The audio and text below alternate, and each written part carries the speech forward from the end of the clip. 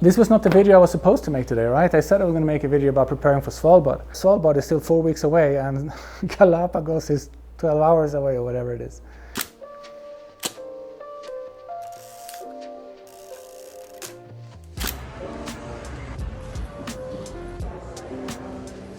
Well, hello guys, and welcome to another episode with me, your host, Jonas. I got a super last minute opportunity to fly to Galapagos and I'm literally at the airport right now. I found out about it like 2 days ago, spent the entire day yesterday packing, and now I'm off. This video this week is about the frenzy, the chaotic packing. What do you bring and why do you bring it? What's in my bag? But not really what's in my bag, more like what do I bring and how do I use it? Enjoy it. I'm off to Galapagos next week. It's going to be an absolutely amazing video, I'm sure. The experiences that are coming in front of me right now, amazing.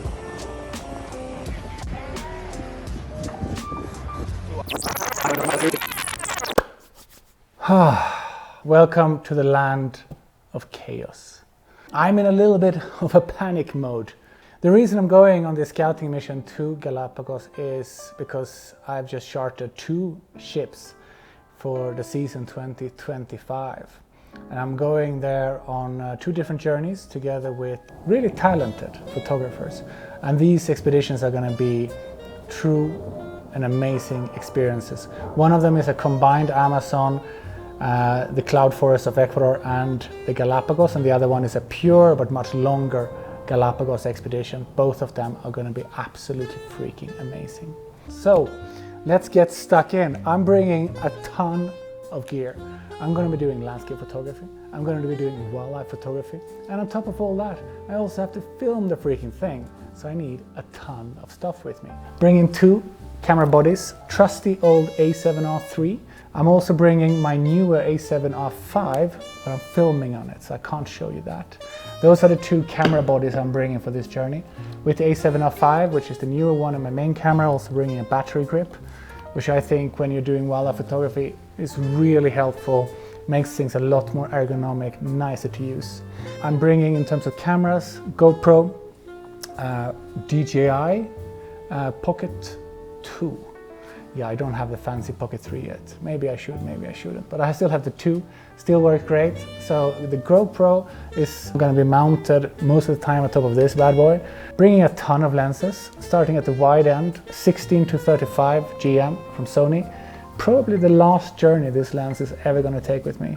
For Svalbard, I am upgrading, downgrading or side grading, I don't know, to the 16-35 PZ f4. I don't need a 2.8 on a wide angle lens ever. I do all my Astro and Aurora stuff with primes. I don't use it for portraits, so basically it's a hunk of glass, it's heavy. My 28-75 from Tamron, been with me for 2 years, also last journey with me, because I am picking up the new Sony 20-70 f4. You're starting to see a trend, right? I'm ditching my 2.8 glass in favor for f4 glass. And I'm doing that across the board when it comes to my standard zooms and wide angle zooms. And the reason for this is it's lighter, and these new lenses are so freaking sharp that I don't need to pay the premium for these kind of glass. Next step up is a bump from 75 to 100. So this is the 100 to 400 from Sony. This one has been with me everywhere in the world. This one will be used for wildlife, obviously, and it'll be used together with the big bad boy. This is the 400 2.8 prime from Sony. An absolute beast of a lens. I love shooting with this one. So incredibly sharp, so incredibly light, but still, it's a hefty monster, right? But it's a great lens. I do a lot of work in the rainforest, in Choco, Andino rainforest, in the Amazon, etc. And a 400 2.8 is the best lens you could ever have. 600 f4, forget about it. It's too long, and it's also not bright enough. The f4 is a little bit of a problem, I think. And 600 mm, by the way, it's just too long in the rainforest. A 400 together with a 1.4 TC teleconverter puts this at 560 millimeters. I never need anything longer than that. And the way I normally do this when I'm out is I have them slung across my body, both of them at the same time. On one side I have 100 to 400, on the other side I'll have the 400 or possibly at 560, so that I can react very rapidly to either things that are very close to me, because Galapagos might be one of the easiest places in the world to shoot wildlife because it's literally in front of your feet. I might even have to use the 28-75 a bit for wildlife in Galapagos, which is exciting. I got 3 different filter bags, although I'm going to try to redistribute this so I only have to bring 2. The first kit is the case filter kit, circular polarizer, 3-stop, 6-stop, 10-stop, neutral density filter. All my lenses has the case magnetic caps on them, but 10-stop is not enough. There's a challenge with Galapagos, and that is you are allowed off your ship onto the beaches from sunup to sundown. No blue hours. So you're always fighting harsh light. If you want to do any long exposures, you need one of these. 15-stop ND filter is a heck of a lot more than a 10-stop ND filter. This allows me to do several minute-long exposures in daytime. So I can really turn the ocean into milky white stuff if I want to. I can get clouds dragging across the sky.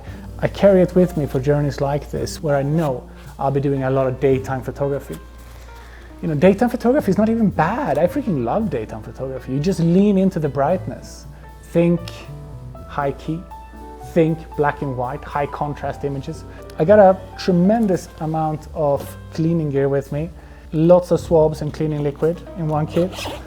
On a journey like this, where I don't care so much about luggage because I'm not carrying anything more than, you know, from an airplane to a boat. I got my sensor loop with me.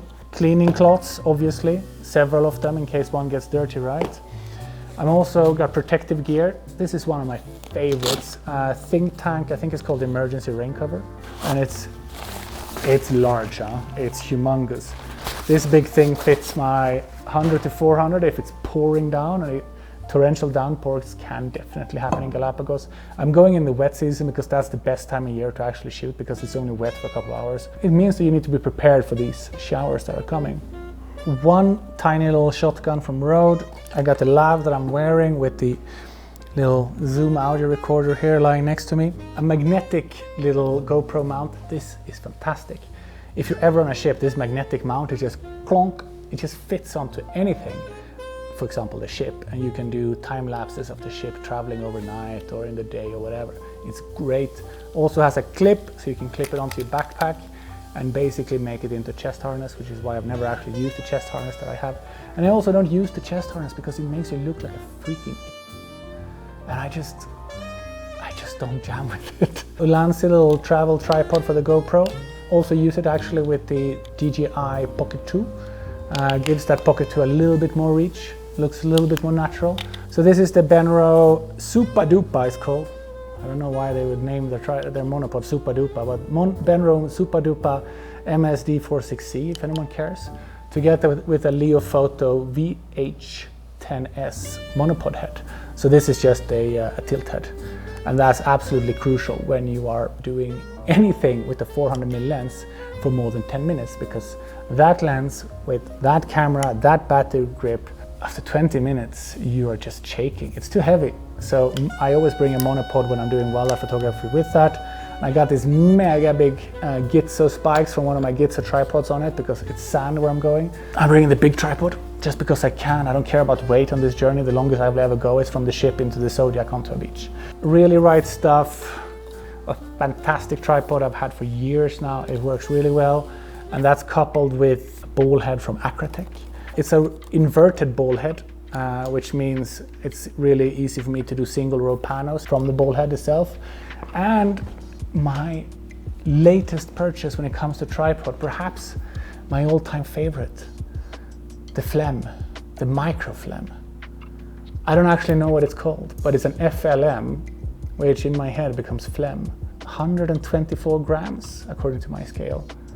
It's the best tripod I have ever bought because I have no excuses of not bringing this. It comes with me everywhere. It even works with the ball head from a big tripod. I do have a smaller ball head I'm bringing on top of this one, but it's currently occupied on the Gitzo, which is underneath the A7R5 Filming Me. So this one, fantastic. It doesn't weigh anything, and yes, the legs, they extend all the way, completely flat on a beach. The single Black Rapid camera strap, these are so phenomenal for heavy lenses like the 400mm. All my gear has peak design things because when I'm in cities when I'm doing landscape only, I use peak design. I love the peak design. When it comes to wildlife photography, I hate peak design. They have these rubberized things, it gets bunched up, I'm wearing 2 cameras, they are crossing over, it's annoying. Black Rapid, this is the single version, there's also a double version of it. The best camera straps for wildlife photography in the world, if you ask me. From the cleaning kit, there's an air blower here, I didn't tell you about that. And here, obviously, extra batteries. And you see what I do with my batteries? I put a red dot with a number, a green dot with the same number on the other side. I know which battery is. If one of the batteries are broken, I remember it's battery 4 and I can chuck it or recycle it.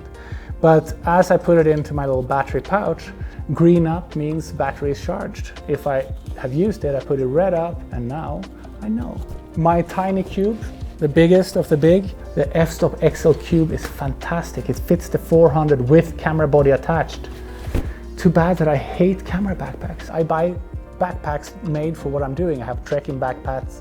I have, like this one, waterproof backpacks, and this one just so happens to fit the extra large camera cube from f-stop, and it's the best pack I've ever used in wet, dirty, tropical, etc. places.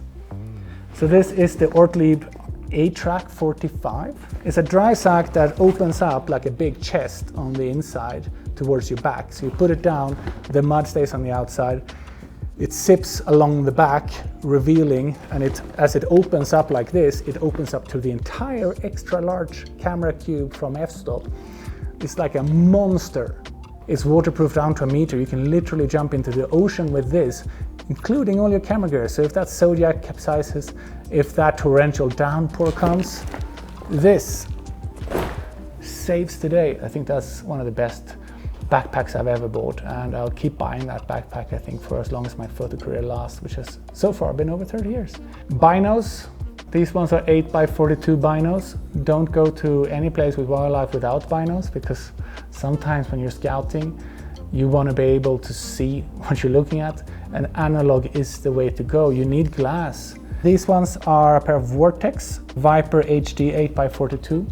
8 is the times of magnification. 8 times is more or less the same as 400mm, which is all you need. You do not need more than that. 42 is the diameter of the front lens. I'm going to downgrade, I think, for Svalbard and pick up an 8x30, 8x32 or something, just to make it lighter, because this is, I think, 700-800 grams of glass. It's heavy, but it's really nice. And the final item, I just nerded out.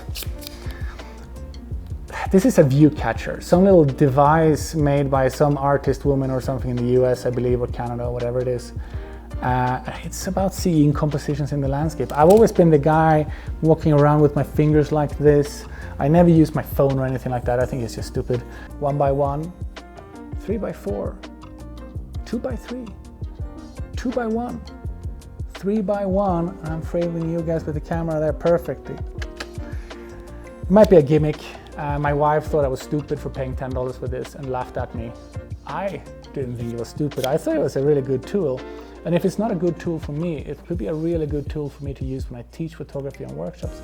Because I talk about framing so much, and you know, if I want to tell them, but think of this in a vertical 4x5, but what does that look like? It looks like this. Remote control timers on cameras are really annoying. You have to wait 2 seconds or 5 seconds if you want to shake free.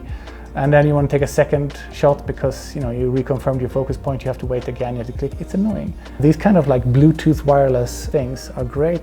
I hang it around my neck. It has a tiny little lamp next to it, so when I'm doing astro or aurora, I don't have to turn on my big head torch and ruin the foregrounds and the images for everyone around me. Notebook, pen. I write a photographic diary when I'm out. I write a few notes every day. Today I shot A, B, and C in this location. Oh yeah. I bought this one yesterday when I found out about this journey. It is, without a doubt, the ugliest hat I've ever bought.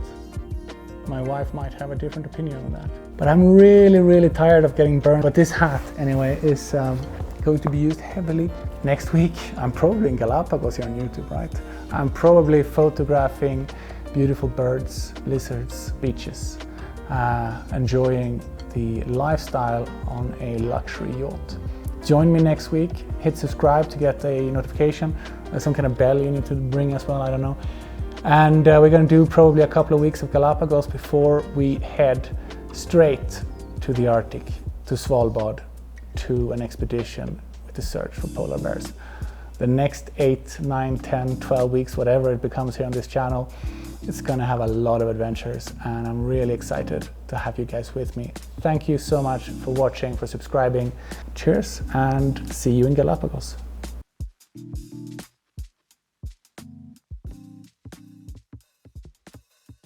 Oh my God, that was spontaneous. So sweaty. Okay.